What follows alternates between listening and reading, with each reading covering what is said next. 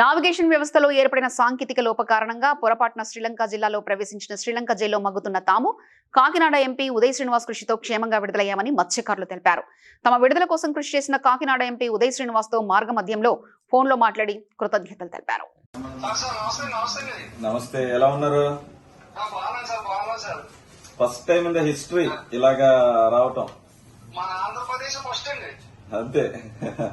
అక్కడ జైల్లో కూడా నన్ను ఒక 5,000 మంది ఉంటారు సార్. ఒకసారి బోర్డు తోటి వెళ్తున్నా, నీకు బోర్డు ఏదో చేసింది మేడం అనేసి నన్ను ఎత్తుకుని పెద్ద అరబడి చేశారండి.